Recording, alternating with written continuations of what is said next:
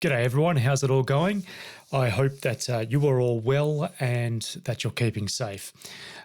This video is going to be a quick sort of introduction to this concept of a static mix. So let's get into it.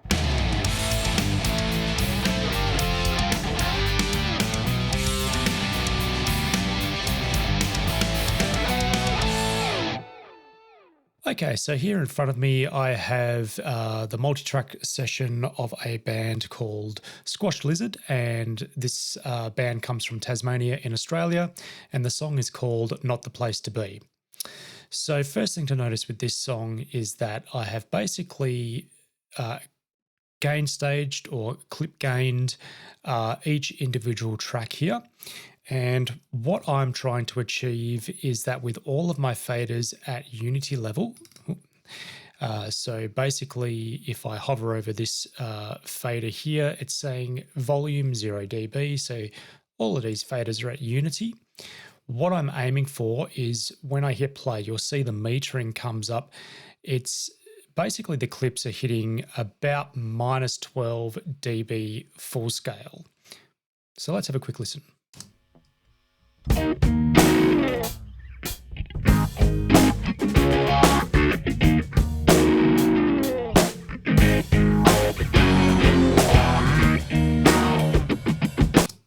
So for the most part, pretty much the majority of these tracks are creeping up and peaking roughly around about that minus 12 dB full scale. The reason why I'm doing that is because I know that I'm going to be using some analog modeled plugins for the mixing phase of this track. And I just happen to know, for me at least, I feel that having things peak around minus 12 is going to give me roughly about a minus 18 dB full scale average. And that tends to be where these analog modeled plugins work the best. So let's get into this concept of the static mix. The static mix, or the rough balance, is basically just getting everything pretty well sitting where you think it's going to be. Now, that's not to say that nothing will change. This is just getting a rough idea of how things are going to sound. If I play this sample again, you'll notice that things don't sound balanced, even though it's all sort of hitting at about the same level. Of course, we don't want everything at the same level. So, it doesn't sound balanced, and, it doesn't sound like a very good mix at all. So let's have a quick listen to that again.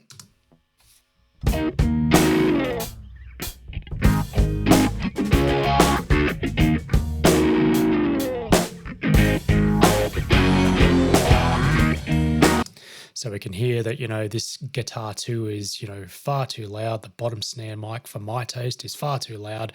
Things are just out of balance. So let's get onto this static mix. So I'm going to bring all of these faders down so that there is no audio. Something that you'll probably notice going through this is I'm working in Reaper at the moment, and Reaper is set up so that the metering happens post fader. Now, what that means is when there's signal, I've just hit play, the track is actually playing at the moment, but you can't see any metering. If I bring a fader up, the meters start to come up as well. So the metering is post fader. Now, I like that because it gives me an idea of where my levels are. So I like to start with the drums. With this particular track, I'll pretty much move left to right. So I'll start with the drums, not necessarily the kick drum, but the drums as a group. I will then move on to bass, then guitars, lead guitar, then vocal. So where I like to start in the drum kit is with the snare mic, and that might seem a little bit odd or breaking rank, and shoot me if you will, but that's how I like to do it, so that's what I'm going to do. So I'll just start again. So that's my top snare mic. Pretty much it is where I'd like it to be volume-wise. The next thing I'll do is I will bring in my overheads. The reason is that I like to get a bit of a picture of the rest of the drum kit. So I'll highlight those two tracks and bring them up.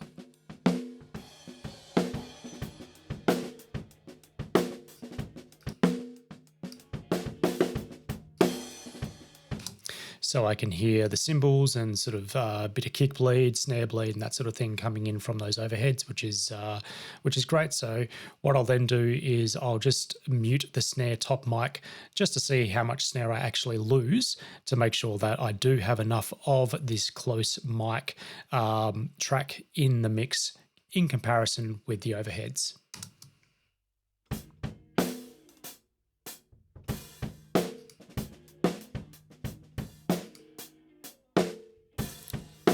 So there is definitely a substantial drop in the snare level when I mute it, but I will just bring those overheads down a little bit. The next thing for me to do is I will actually check my phase relationship between my top snare mic and my overhead mic. So I'm just going to go into a little bit more active part of the song. Let's say the first chorus here. Let's go second chorus.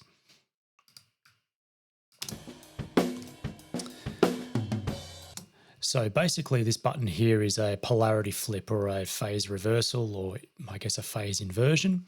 And what that's going to tell me is the relationship between this close mic, and because the snare is actually picked up in my overhead mics, when I click this button here, if my snare feels like it's getting thinner or weaker, that's not what I want.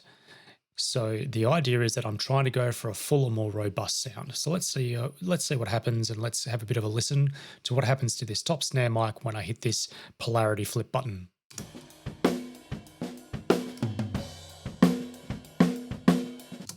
Okay, so what you should notice, and I'll do another A/B in just a second, is that when I have engaged this button here, so technically the polarity of this track is a reverse phase to what's happening with these overhead tracks, but what happens is the sound of the snare gets a lot fuller and has a lot more weight to it, which is what I'm after. So I would say that that wasn't checked during the tracking phase, which is fine.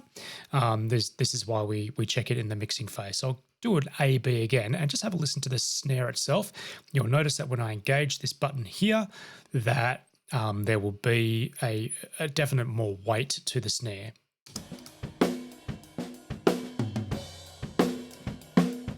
So there's definitely more body, more low end, which is great. That's exactly what I want.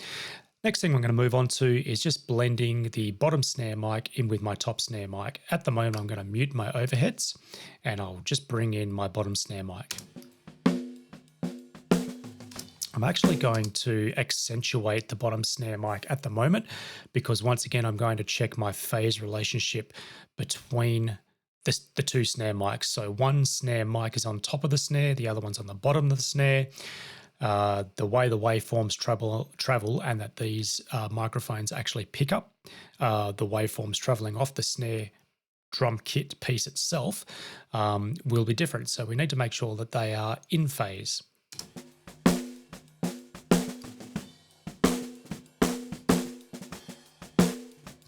There's a very, very subtle difference there, but it looks like it has been recorded correctly. When they are opposite, so this one basically is engaged, this one is not, that's giving me my fuller sound. Now, I don't like a really rattly snare, so I'm going to bring that level all the way down and just blend it into my taste.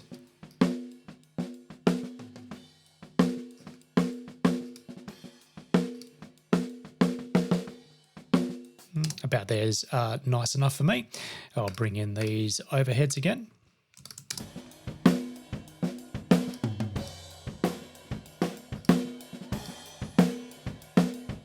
Okay, we've got a nice snare definition there. Next thing for me is I will move into the kick mic. So this is basically an inside kick mic. This is a sub kick. So we'll start with this mic first.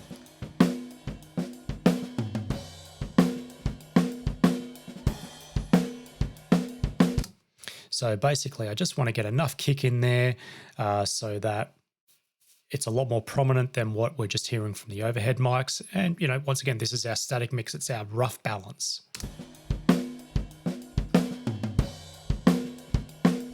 So there's definitely kick mic there, which is what I like. I am just going to mute these snare mics and I'm going to check the relationship between my kick and my overheads, just the same that I did with the snare. Oh, geez. Big difference there. Have a listen to this. Thin and empty a lot more weight to that kick drum there. So what I'm going to do is leave that engaged. The next step for me is I'll mute these overheads, and we've got a sub kick mic here. So what I'm going to do is bring this sub kick mic up, and I will balance it in relationship to the normal kick mic.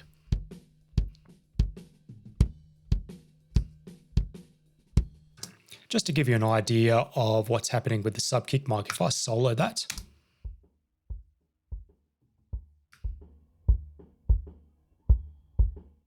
real low frequencies there. So all we're doing with this mic is we are just bringing in some extra girth, some extra sub frequencies there. I don't like to have too much, but I do want to give it a little bit of balls. So let's have a listen.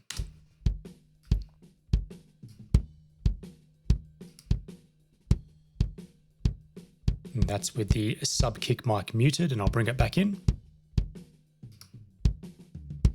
So it's definitely a bit more weight there. The next thing I'll do is I'll just check my phase relationship between those two mics.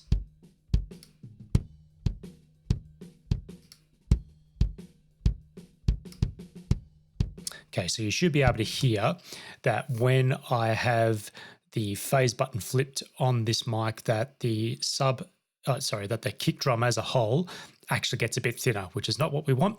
So I am going to leave it in its normal position. So that tells me that those two microphones were recorded as correct as possible. All right, let's bring in our snare track again, and also bring in our overheads and have a listen to the relationship between the kick, the snare, and the overheads.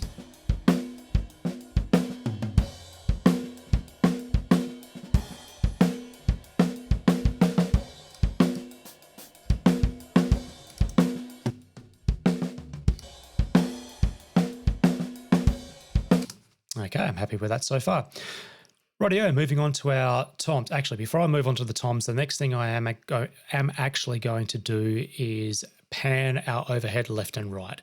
So grab our pan button here, move one left, move the other one all the way to the right, and we should actually be able to hear a little bit of widening with these two tracks. Now, if I just solo those up, yep, so that's a lot wider in our stereo field, as opposed to just being straight up the middle. Left goes left, right goes right. Nice. And that's starting to spread out nicely. Okay, moving into our tom mics. So I'm just going to find an area.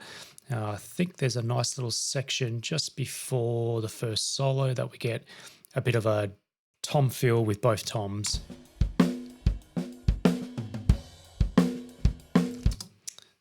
Bring the cursor to that section would help.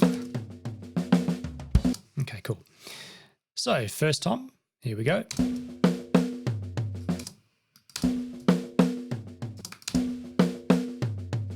Okay, that seems to be a pretty good level, and I'm just going to check the phase relationship between that first tom and the overheads. Okay, seems to be a little bit more weight again in its normal position, so I'll leave it there. And let's bring in this floor tom mic as well.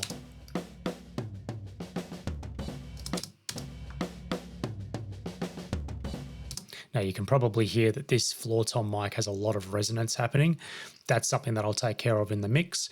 At the moment, we're just building our rough balance.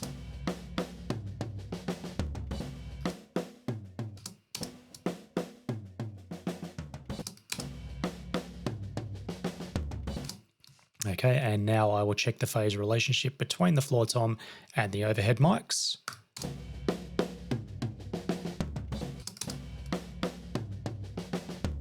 Okay, there's definitely more weight again, so I'm going to leave these microphones as they are. Let's unsolo all of this, bring all of our drum kit back online, and let's have a bit of a quick listen. I might tweak a few of those things just to get the drum kit kind of sounding how I think it should sound. And let's go from here.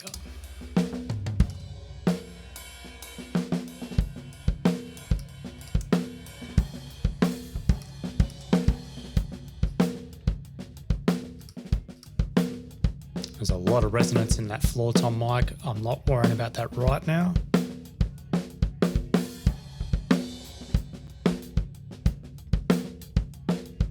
Okay, I'm pretty happy with the overall balance of that drum kit just for now. Obviously, I'm not doing any EQ or compression or anything like that. All I'm really worried about is getting my levels and my panning. Speaking of panning, I haven't actually panned those toms yet, so let's quickly go back and do that. That was just before this solo break here. So typically I will pan my rack tom drummer's perspective. Once again, hang me out to dry if you like. I don't care. That's how I like to do it. So I'm going to go first tom to the left, floor tom to the right. Good, that's got a nice little stereo image. Just listen to that again. Good. Okay, moving on to our bass guitar. So this was basically just a DI track capture. So there's a little bit that I'll do to this after the static mix phase, but at the moment all I'm doing is getting a rough balance and relationship of the bass guitar in the scheme of the track. Let's get back to a verse.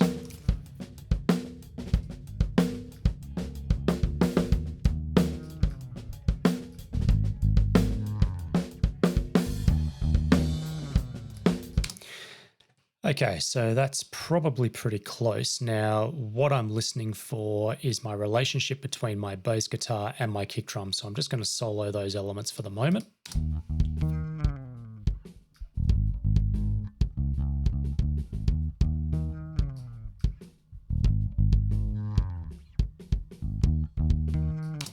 Okay, that's pretty good.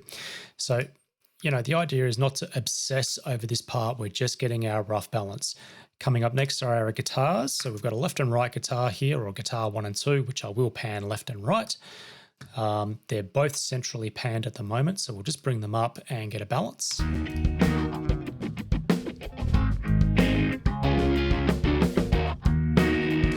Now you can hear that this second guitar track here is actually a fair bit louder than the first guitar track. So I'm going to solo these and just bring this guitar level down to balance out these two guitar tracks.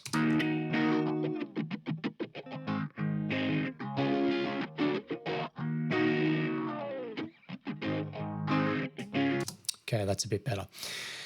Now, the way I think about guitars in the scheme of the mix, thinking a little bit ahead here, is when I do eventually bring my vocal up, I don't want my vocal to be overpowered by the guitars, but I do want it to sit roughly in the same vicinity. And then I want my vocal and my guitars to sit in the rough vicinity of the snare mic. That's just how I like to do it. So what I'm going to do for the moment is just solo the snare and the guitars and just see how we're sitting volume-wise.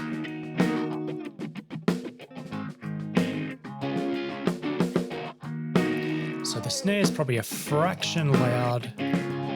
I'll just bring the guitars up a little.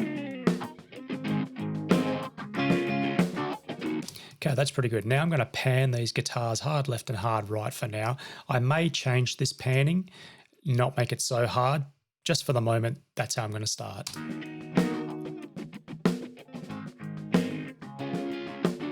Now that I've done that, you can tell actually this guitar 1 here, which I've panned hard left, is actually a bit louder. So what I might do is bring it down in volume, and then I'll bring both of them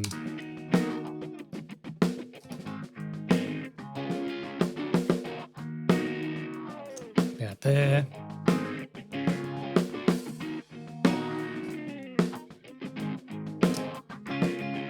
Okay, that's sounding pretty good at the moment. Once again, I'm not going to obsess over this. I'm just getting my rough balance. Next for me is the lead guitar. I'm going to leave that centrally panned. Let's find a good section where there's some lead guitar. Around here looks very good.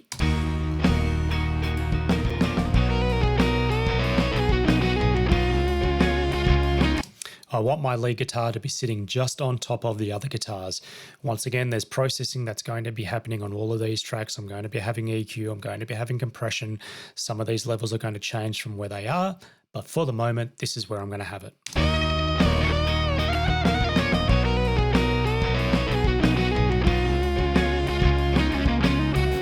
Okay, that's pretty good. Last element in this mix is the vocals. So let's go to the very last chorus here where he's probably giving it everything he's got. And let's see how we go there.